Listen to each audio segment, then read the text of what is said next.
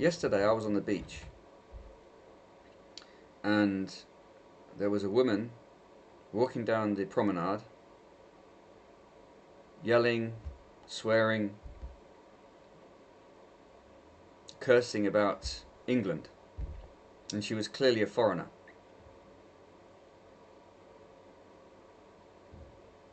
Her accent was obvious. I don't know where it was from, but it wasn't English in any way. And she was yelling about Africa and accusing Britain of historical crimes or something.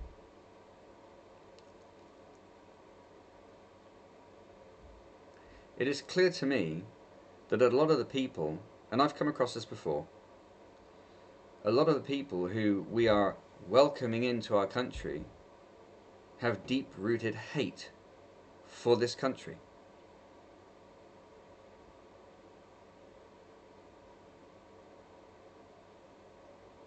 And they are vocalizing this in the street.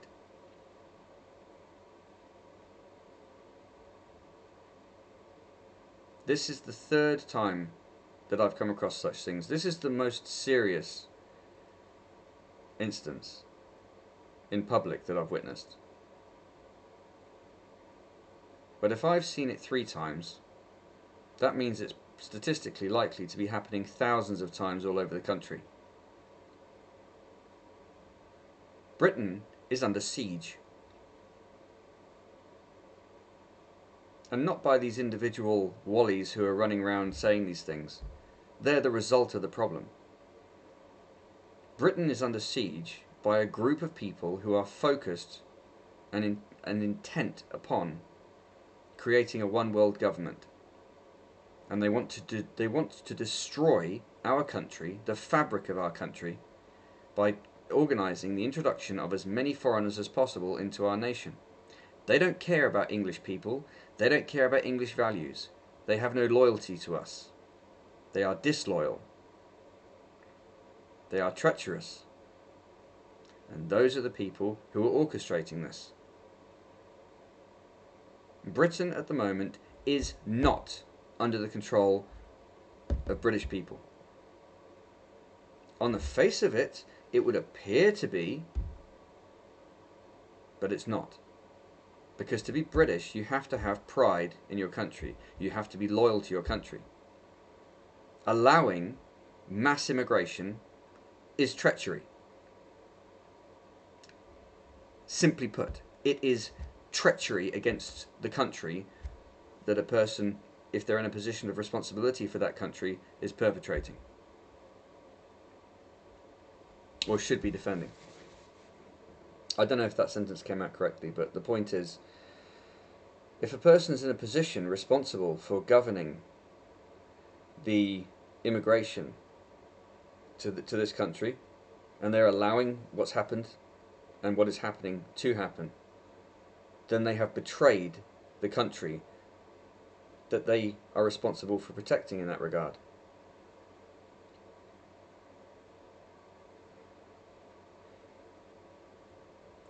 It's chaos. No one's in charge. If you are a politician in this country, and I can't say that a politician is a leader because I don't think they are.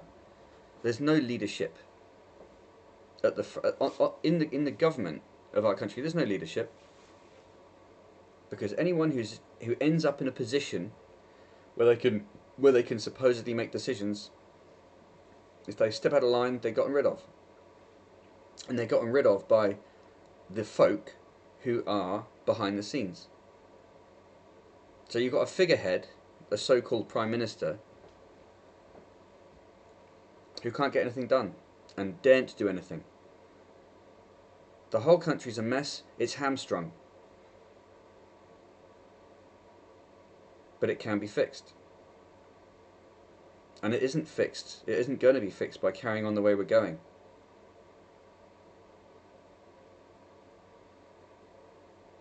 Yesterday I was speaking to someone and we were talking about this topic. Just another guy I met. In fact, it was after this incident where this woman was marching along in public in England, screaming insults against this country that she's been allowed into. So I ended up speaking with another guy who'd also witnessed it, an Englishman.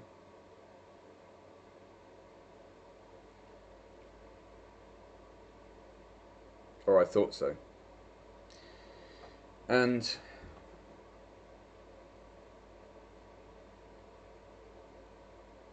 he was disgusted with what he could see. He was from London.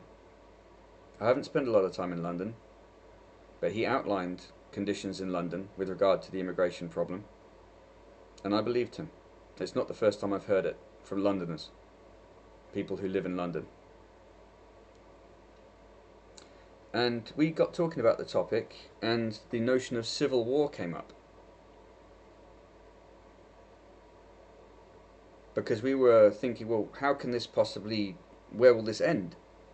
And the question came up, would it end in civil war? And I said, quite possibly. I don't see why not. Because things are getting out of control. It's not an immediate, big bang kind of thing. It's a slow, creeping problem. But it's reaching a threshold whereby people are going to start taking things into their own hands. And that's how civil wars start. When those who are in charge aren't doing their job properly, or there's been some sort of takeover, people have to take things into their own hands. Oh, you can't do that. I'm sorry. You can. We praise the United States of America, right? Oh, it's a seat of liberty, right? The people who set up that country produced that country through what was seen at the time as an illegal act.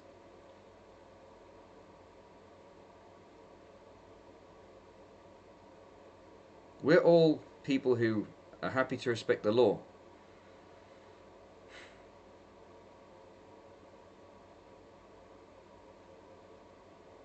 And we want things done peaceably. But if things keep going the way they're going, I don't think that civil war is off the table. I've heard it from many different people in this country, truly. Average, ordinary people who I've spoken to. I haven't raised it. We've just come to that logical conclusion in discussion that it's not off the table. How sad. How sad. But sometimes things have to get to a really bad point before things happen. So be it. That's part of life. That's reality. We can't go on considering this flowery, fake fantasy land that's being shown as a false reality to people through the media to continue. It's garbage. And feminism's part of the problem. Because women seek peace all the time, at any cost. And men are the people who have to say, I'm sorry, love, I'm going to sort the problem out. That's how it works. Men sort these problems out.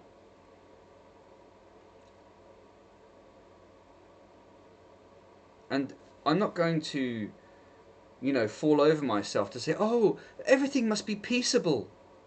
I'd like that, sure. But in reality, sometimes it's not.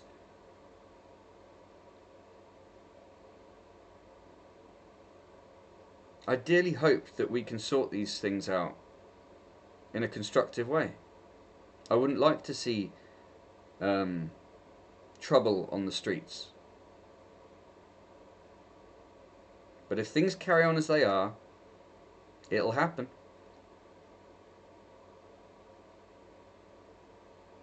And you know what?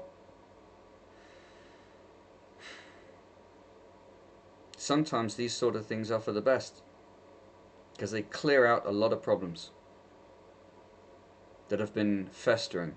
It can happen in any situation, in a nation, in a business, in social situations. When things have been allowed to go wrong for too long, eventually they burst.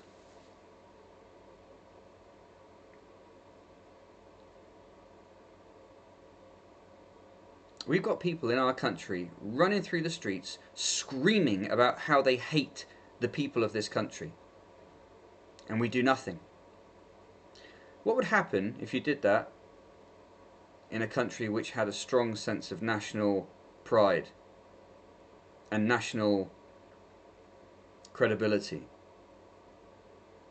and national loyalty? Wouldn't get away with it. So what's happened in our country? What's happened is that we've been slowly undermined and softened, and feminism was one of the tools that was used. Telling our women, oh, you're oppressed, you're oppressed. Men are these evil, horrible oppressors. Your own men. Women of Britain, women of the West, you were lied to about your own men. And look at the situation we've got. The men of our society love our women. We always have, and we always will.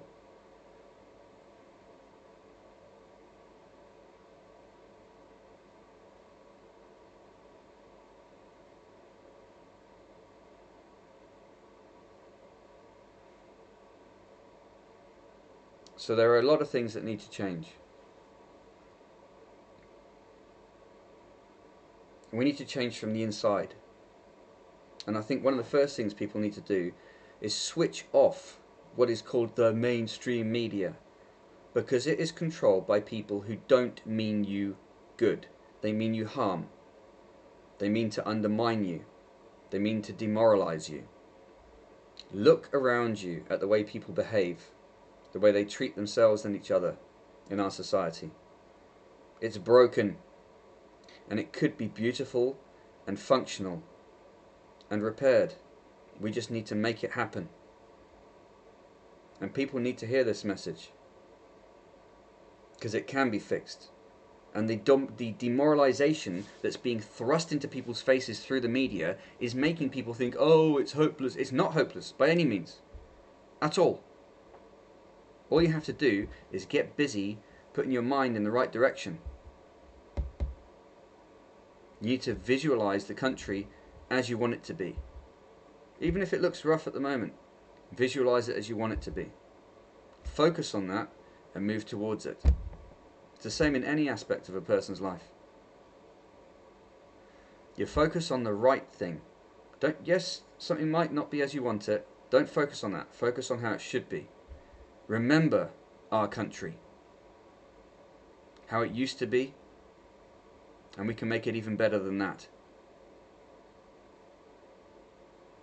We don't need anyone from another country to do what we can do ourselves. Simply put, we don't need them. We can do it all ourselves. I can't imagine one single occupation in this country that we need someone else to do, to fill. We can train our own. And a country wherein the focus is on our success would enable that. Why would we not do that for our own people? That's how this country ought to be run. For our own people. We don't need millions of immigrants coming in to do jobs. We don't need them. We do not need them. We don't need them. We have enough people to do the jobs. All we need to do is train them to do them. But we need to focus on our own country first. And learn to focus on our own people again. And turn off the stupid television or Netflix or whatever the hell it is you're watching. Turn it off. Never watch it again, because it's poison. Make up your own mind about how your country should be, and make it that way. Work on it. Don't sit down and wait for someone else to do it. We can do this. We can fix this place. We will.